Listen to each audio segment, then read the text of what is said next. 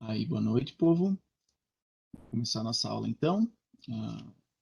Como eu estava explicando, essa aula vai ser um pouco mais curta e um pouco de revisão, para a gente fechar esse conteúdo que a gente estudou até aqui.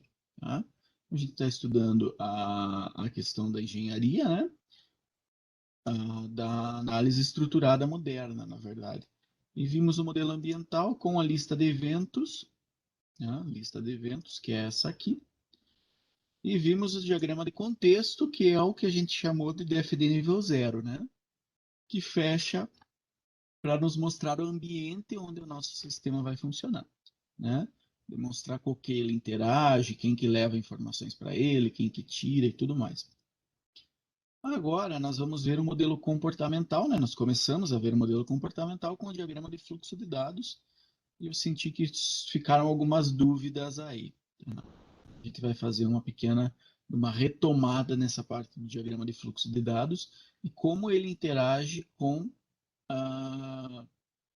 o diagrama de contexto e, e a lista de eventos. Tá? Então, obrigatoriamente, pessoal, sempre que eu for fazer a análise de algum sistema, eu vou começar, no caso de eu estar utilizando a análise estruturada moderna, o caminho mais lógico é começar pela lista de eventos, tá? Porque aqui é mais fácil de eu coletar essas informações, por exemplo, o meu cliente, e começar a fazer o planejamento do meu sistema, né? Então, tudo que cada um dos usuários vai poder fazer, tudo que o sistema vai fazer sozinho, a descrição dessas ações, que dados precisa pegar, que dados saem, né? E o tipo desse evento. Então, basicamente, isso aqui vai resumir para a gente o nosso sistema como um todo. Então, a lógica é que eu tenha para um sistema complexo 50, 60, 100 eventos que expliquem tudo que o usuário vai fazer no sistema. Tá? Então, isso é legal que seja feito meio que com a colaboração do cliente e depois que seja explicado para o cliente, né? Que seja apresentado para o cliente, para o cara que vai usar o sistema. Olha, teu sistema de biblioteca vai poder fazer isso aqui. O usuário vai cadastrar livros, vai gerar relatório de livros, vai cadastrar empréstimo, vai gerar backup. E aí o usuário vai ter a oportunidade de chegar para você e falar: ah, beleza, mas aqui está faltando tal evento, né? Eu também trabalho com, por exemplo, aqui eu estou chamando de usuário o atendente da biblioteca, né? Mas talvez o aluno, né, o cliente dessa biblioteca, ele tenha um computador para sentar e fazer a busca no acervo, né? Então aqui eu precisaria adicionar essa nova funcionalidade. Cliente efetua busca no acervo. Efetuar busca no acervo. Dados, né, do livro a ser buscado, por exemplo. Dados do livro recuperado. Tá? Então, é sempre importante caminhar junto com o cliente nesse tipo de coisa para que você tenha a visão do cliente. Né? A gente viu, vocês tiveram engenharia no semestre passado, e a gente viu lá naquela disciplina o quanto tem metodologias diferentes que são focadas e que tentam firmar ou tentam forçar você a ter a comunicação com o cliente, né? E às vezes fica parecendo que a engenharia tem que forçar para você comunicar com o cliente, a análise tem que forçar para você comunicar com o cliente, como se isso fosse uma coisa ruim, né? Quando na verdade não é, na verdade é uma forma de garantir que o teu sistema vai ser o mais próximo possível da vontade do cliente, né? Do que ele quer utilizar na empresa dele, do que ele quer controlar no sistema dele, no que for, tá? Então, aqui é um bom momento de você pegar e apresentar e discutir com o teu cliente, ver o que que falta, o que que precisa adicionar, ou até o que está sobrando, né? Ah, olha só, mas esse relatório de livros aqui a gente não tem. Isso aqui o cara, né, ele vê numa tabelinha ali e acabou. Ah, então beleza. Então agora talvez eu possa remover o relatório de livros, né? Já que o Scrum, que a gente viu no semestre passado na análise, na engenharia, ele te diz para fazer o mais simples o possível, né? Se o teu cliente está te pedindo o cadastro de livros, você vai fazer o cadastro de livros. Se ele está te pedindo o cadastro de clientes, você vai fazer o cadastro de clientes. Mas não vai extrapolar o que ele está pedindo, né? O que ele precisa. A não ser que você detecte alguma necessidade que ele não soube te explicar, mas aí é outra conversa, né? Se o teu cliente disser, não, eu não tenho multas na minha biblioteca, então você não vai fazer o cadastro de multas. Não é porque as outras bibliotecas têm multas que você vai fazer o cadastro de multas. Né? Você vai atender o que o teu cliente precisa e o que ele te pediu. Então, nós começamos por aqui. Tá? O nosso processo criativo do meu desenvolvimento de sistema vai começar por aqui. Aí, fiz a lista de eventos. Já tenho os eventos escritinhos, tudo bem planejadinho, todas as informações coletadas. Aí eu vou começar a transformar isso aqui em algo um pouco mais gráfico, utilizando essa anotação aqui para fazer um diagrama de contexto, né? Um processo, uma entidade externa, depósito de dados e o fluxo de dados entre esses diversos locais, né? Então, aqui eu tenho o meu diagrama de contexto para um sistema de reservas de hotel, por exemplo. Né? Eu tenho o cliente, né, que pode fazer tem algumas entradas e algumas saídas.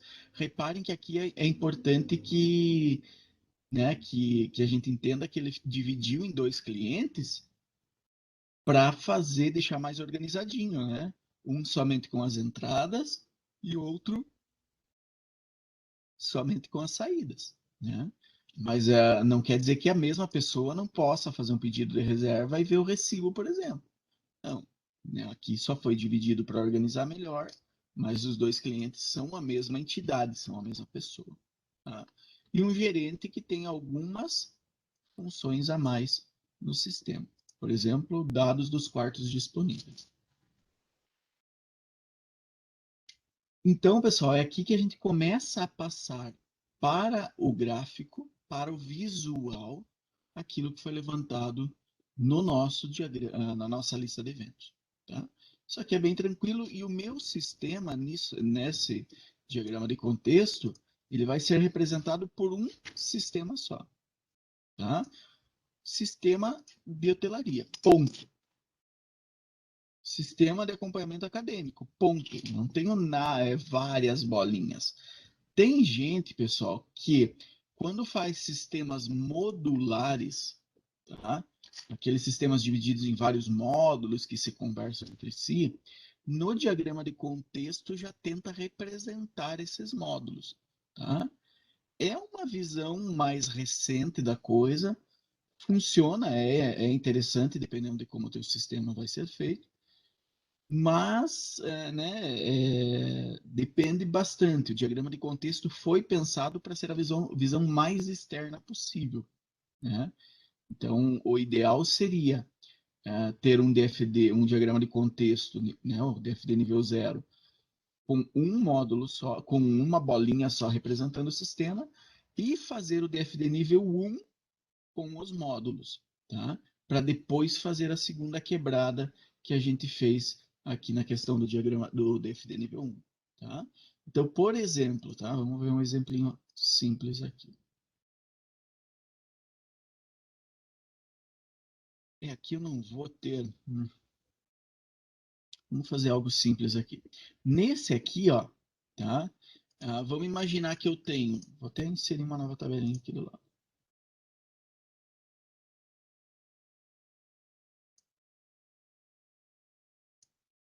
Nesse sistema aqui dos livros, vamos imaginar que eu tenha o módulo cadastral, né? Onde eu vou cadastrar livros e clientes. Tá?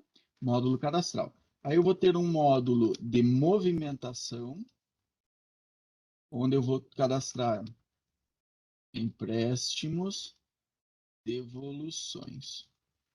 E eu vou ter o módulo financeiro, tá? Onde eu vou lidar com multas, pagamentos. Beleza? Então, imagina que nesse sistema aqui, eu tenho esses três módulos. E algumas desses eventos vão se enquadrar no módulo cadastral, outros no módulo de movimentação e outros no módulo financeiro. Tá? Então, como que eu posso fazer isso lá no nosso aplicativo de desenho? Ó? Vamos fazer aqui, então. Aí, compartilhei com vocês. Você poderia ter, já estão vendo, né? Já. Uhum.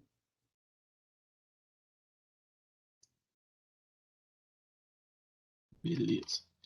Então, olha só, vocês poderiam ter aqui uma entidade só para o sistema, né? E fazer o meu cliente.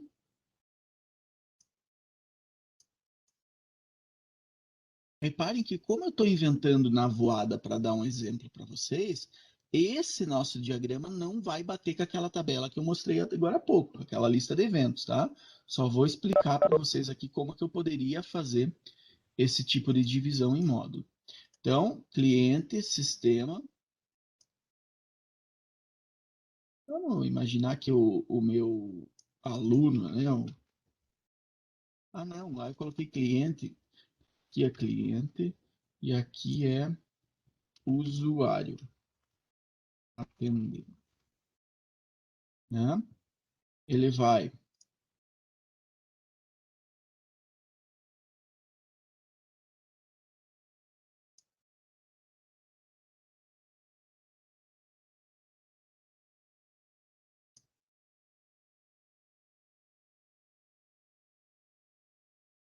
cadastrar livro. Na verdade, aqui seriam dados do livro, né?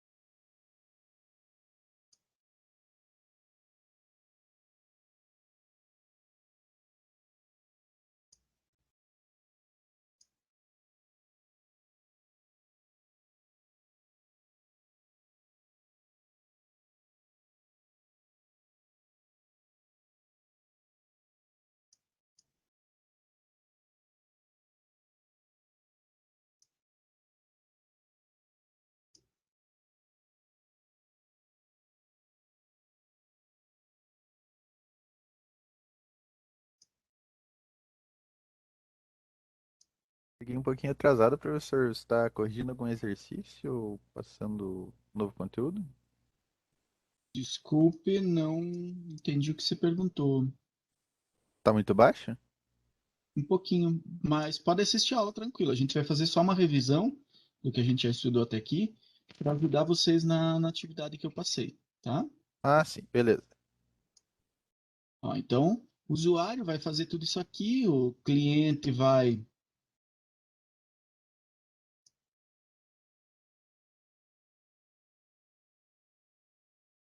tá? Esse aqui poderia ser o meu DFD nível zero, tá? O meu diagrama de contexto, tá? Ou então, eu já vi muita gente fazer já no diagrama de contexto a divisão de, por exemplo, módulo cadastral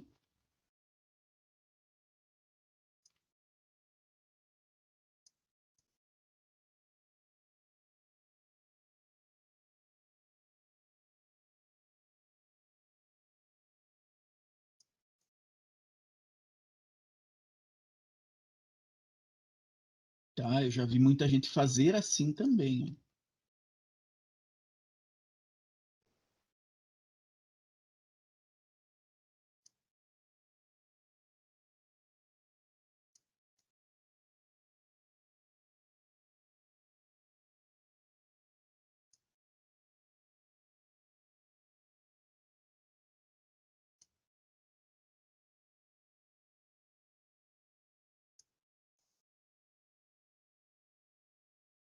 Lembrando que eu só estou desenhando aqui as entradas de dados e não as saídas, tá?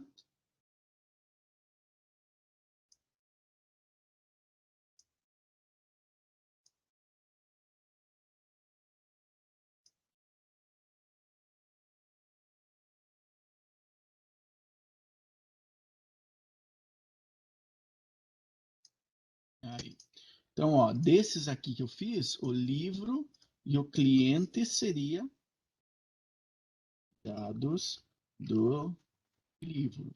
O cadastro do livro que ele está fazendo, né, seria assim, e os dados do cliente. Cadastro de cliente seria assim. Já a movimentação seria aqui.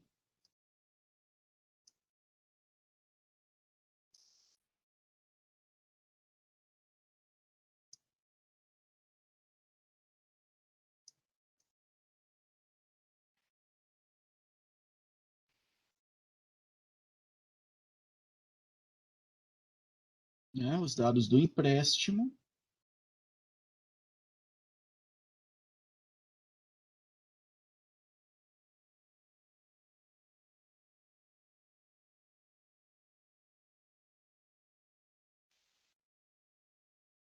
E os dados da devolução. Por exemplo,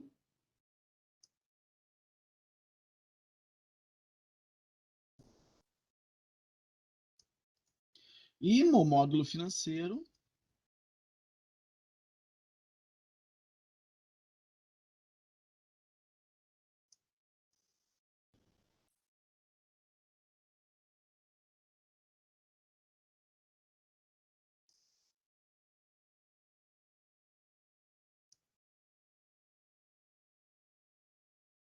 os dados da multa. Tá? Então eu tenho as duas opções. Eu posso fazer o meu diagrama de contexto da seguinte forma, tá?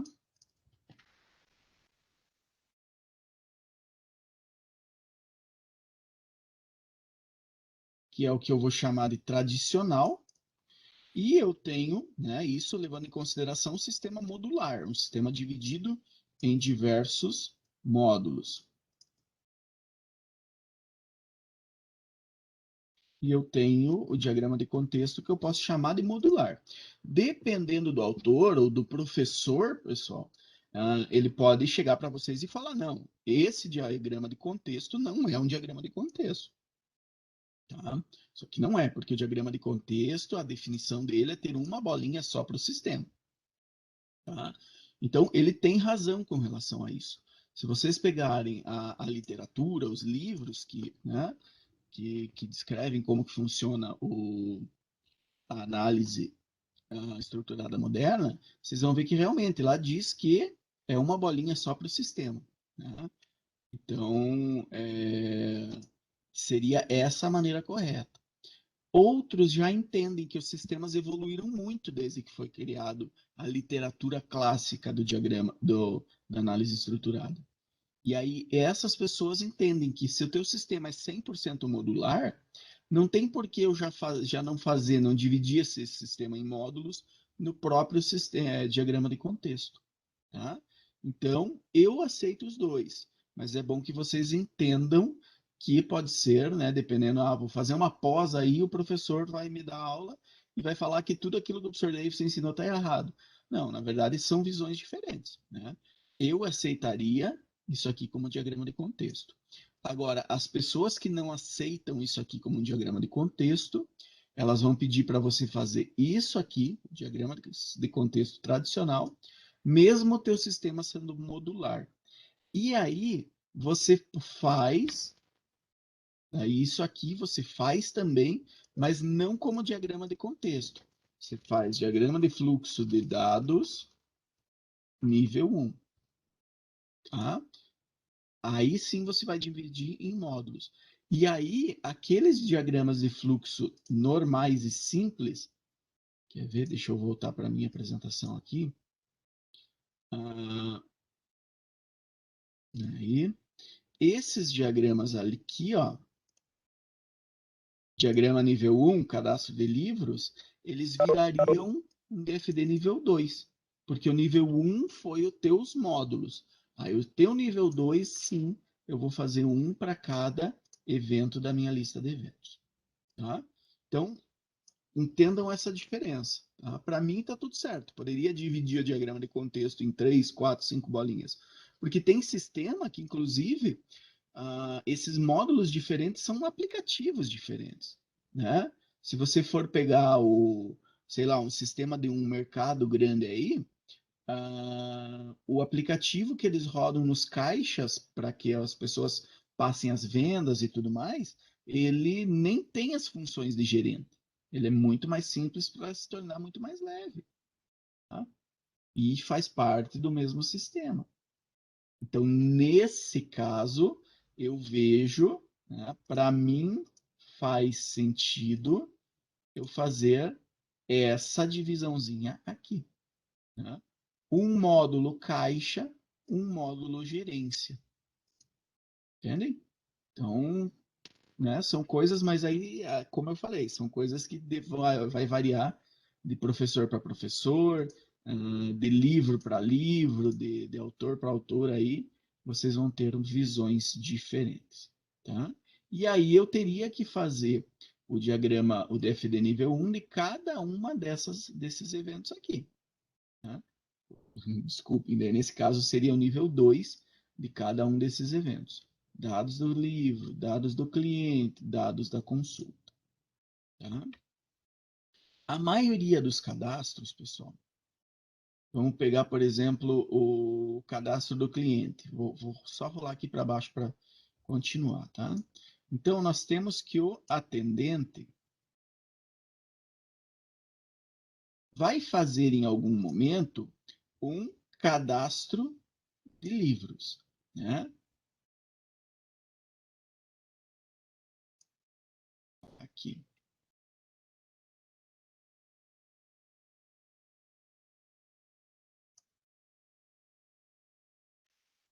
Vamos começar com cadastrar cliente. Tá? Então, ele vai fazer um cadastrar cliente em alguma parte, em algum uso do sistema dele, ele vai cadastrar o cliente. Como que vai ser? O que é o cadastrar cliente? Cadastrar cliente, ele basicamente vai enviar os dados do cliente para o cadastrar cliente. Se eu quiser, eu posso fazer mais uma bolinha dessa aqui, ó, né? Que vai ser valida dados do cliente. E aí, validando os dados do cliente, eu vou guardar essa informação no meu banco de dados, que pode ser utilizado num container, né, vertical. A gente usa menos o container vertical na análise estruturada e usa mais o container horizontal, que é esse aqui, que é um pouco chatinho, né, porque acaba ficando grande demais. Eu preferiria usar aquele lá. Mas, tabela clientes no meu banco de dados. Tá?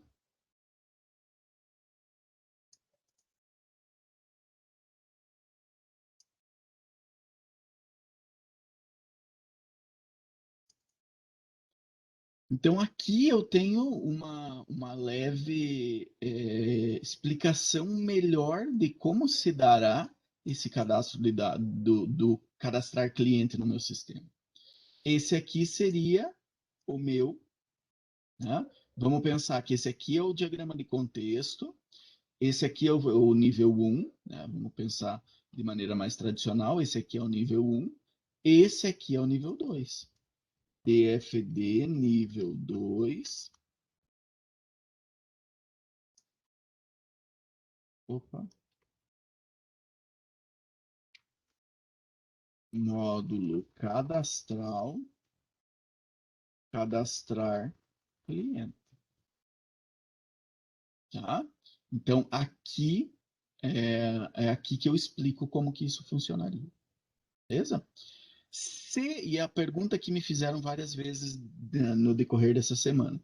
Eu falei que eu poderia quebrar alguma bolinha dessas aqui em um DFD nível 3. Como que isso funcionaria? Né?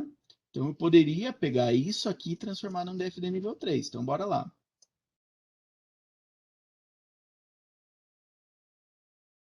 Né? Ele vai receber os dados do cliente.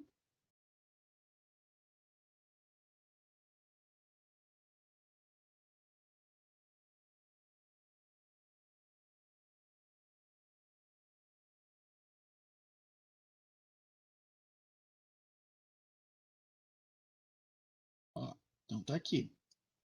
Então, agora eu estou no DFD nível 3, no módulo cadastral, tá? Que é o nível 1. Cadastrar cliente, que é o meu evento nível 2, valida dados do cliente. Então, vamos explicar melhor o que está aqui dentro. Ele vai receber da bolinha cadastrar cliente. Tá?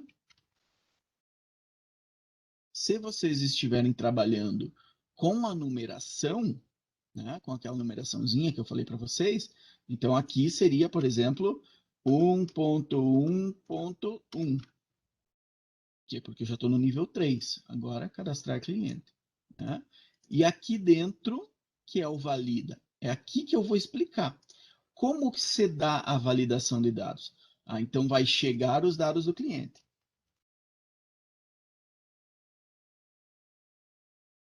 Reparem que é importante a gente entender. Deixa eu ver se eu consigo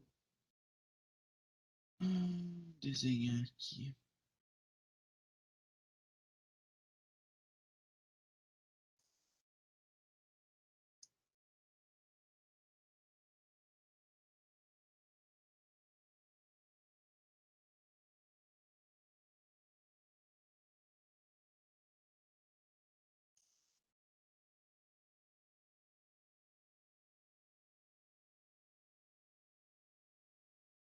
Reparem que agora, esse nível 3 que eu estou fazendo, ele é só dessa parte aqui, ó. Só dessa funcionalidade que eu circulei aqui, que eu coloquei esse quadradinho atrás. Então já não me interessa mais ver o que o usuário faz. Se eu tiver que refazer o diagrama inteiro, aí vai me dar uma serviceira, né? Então, o que me interessa é explicar o que. Sai daí. É explicar o que essa bolinha vai fazer, tá? O que essa bolinha vai fazer. Mas para explicar o que essa bolinha vai fazer, eu vou ter que mostrar também da onde vêm os dados, né? E para onde vão os dados. Então, é isso que nós vamos explicar melhor nesse diagrama do nível 3 aqui. Então, está vindo do cadastrar cliente, está chegando os dados aqui, ó. Está chegando os dados para mim. Como que funciona a validação de dados do cliente? Né? Eu posso efetuar o cálculo do CPF para ver se o CPF é válido. Né? Efetuar cálculo do CPF para ver se ele é válido. Então, esse é o primeiro passo. E aí, qual que é o segundo passo? O primeiro passo é esse. O segundo passo, vamos validar o.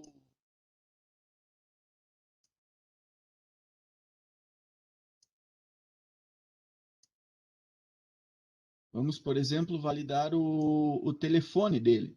Né? O telefone tem algumas verificações que eu posso fazer. Eu poderia, inclusive, mandar um SMS e pedir para ele me responder com o código que ele recebeu no celular. Né? Então, valida telefone. Aí, o que é valida telefone? Eu vou ver se tem o DDD, ver se tem 8 ou 9 dígitos, E se eu quiser, eu adiciono essa funcionalidade, eu posso enviar por SMS o código para o cara ver. Beleza, o telefone validou, tranquilo. Vamos validar o e-mail dele também?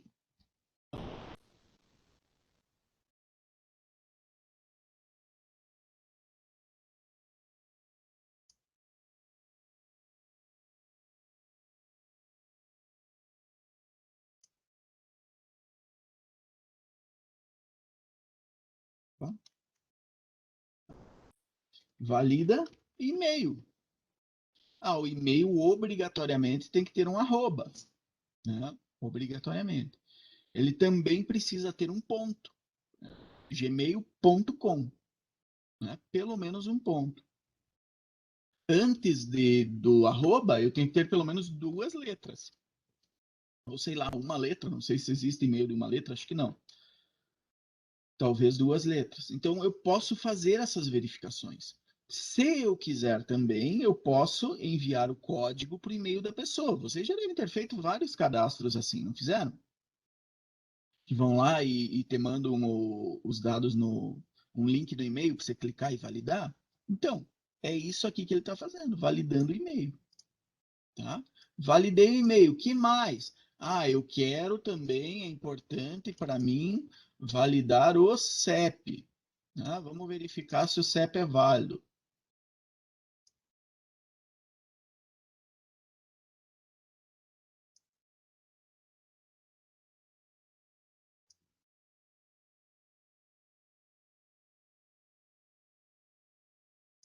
Oh, caramba. Valida e-mail. Poderia ter embaixo valida CEP.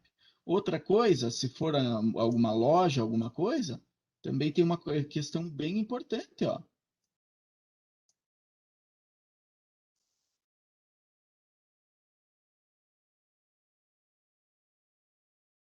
Consulta Serasa, né? A biblioteca provavelmente não, mas se fosse uma loja eu poderia ter isso aqui.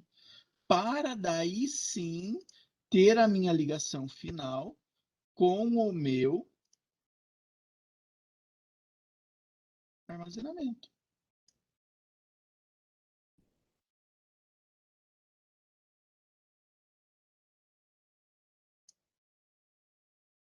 Então, olha só.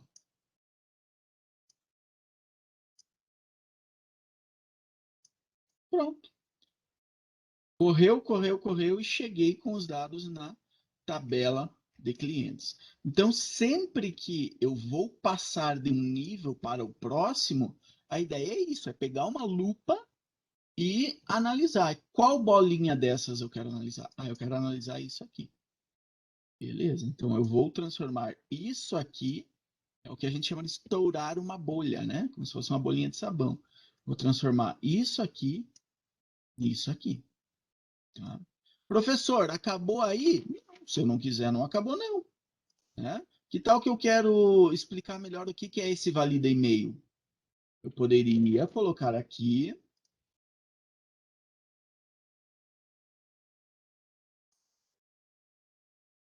DFD nível 4. Módulo cadastral, cadastrar cliente, valida dados do cliente, valida e-mail. Né? E aí, no valida e-mail, eu receberia do valida telefone e. Opa, coloquei dois e-mails aqui. Eu acho que era para ser um CEP aqui, né? CEP. Então, valida e-mail. Para que vai servir? Para explicar melhor como é o processo de validar o e-mail. Então, vamos ver como é que pode funcionar isso aqui?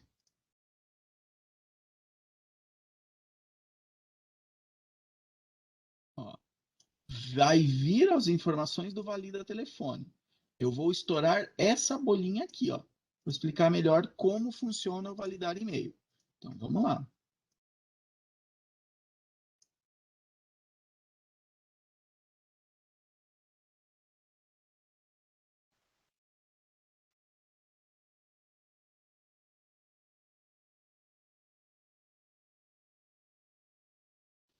Ó, envia um e-mail com o código de validação para o e-mail que o cara cadastrou.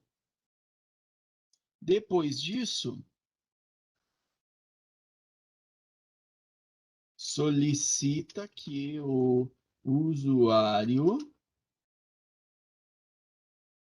insira o código. Né?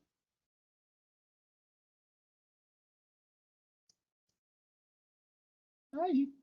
Então, a minha validação de e-mail vai ser essas duas bolinhas aqui. Quanto mais eu quiser detalhar como vai ser uma função, mais níveis de DFD eu vou ter. Né? Então, a maioria dos cadastros e dos eventos do meu sistema, eu vou parar no nível 1 ou no nível 2. A maioria deles. Agora, vai ter situações onde pode ser interessante eu detalhar e detalhar, detalhar. Né? O usuário fez questão na entrevista com o meu cliente, o cliente fez questão, ele falou, ó, eu preciso dos e-mails válidos, eu não quero e-mail inválido no meu banco de dados, porque é a forma de eu me comunicar com o meu cliente. Então, beleza, então talvez, como o usuário falou, o cliente falou que é importante para ele, eu poderia fazer essa explicação e essa explicação, para dizer, ó, ele não quer que só verifique se o e-mail, né, tem o arroba e tem o ponto. Ele quer mais do que isso. Ele quer que eu envie um e-mail para o e-mail que o cara cadastrar e solicite o código de cadastro. A mesma coisa eu poderia fazer com o valida telefone. Tá? E se eu quiser ainda explicar melhor como que funciona o enviar e-mail, esse processo de envio de e-mail, eu poderia fazer mais um nível 5, explicando como é o processo de enviar e-mail. Tá ok? Então, tudo isso, pessoal, é para explicar para vocês algumas informações que eu acho que acabaram faltando na aula passada e que vão ajudar vocês a fazer o trabalhinho, né, a atividade que eu passei para vocês para essa semana. Beleza? Alguém tem alguma dúvida com relação a algum desses, pessoal? Tudo certo até aqui? Sim? Então tá bom. Então, assim, para hoje eu preparei. Consegue sim, Douglas. Me procura no Whats. Isso, pode ser na sexta. É, Não precisa ser só na sexta, tá? Se quiser precisar falar comigo, pode mandar mensagem no WhatsApp, ou pode, qualquer coisa a gente combina de abrir uma sala no Meet e senta e conversa, tá? Não precisa esperar o horário de atendimento não, fica tranquilo. Beleza? Povo, então se vocês não têm mais perguntas sobre esse assunto, encerro por hoje com essa explicação, tá? A gente tem mais uns 15 minutos aí, mas não vale a pena começar conteúdo novo, tá? Fica a atividade da semana passada, que eu vi que a maioria de vocês ainda não fez, né? Alguns vieram me trazer essas dúvidas, outros não. Então, deem uma pegada para encerrar esse conteúdo, beleza? Abraço a todos aí, pessoal. Qualquer coisa, me mandem mensagem que a gente conversa.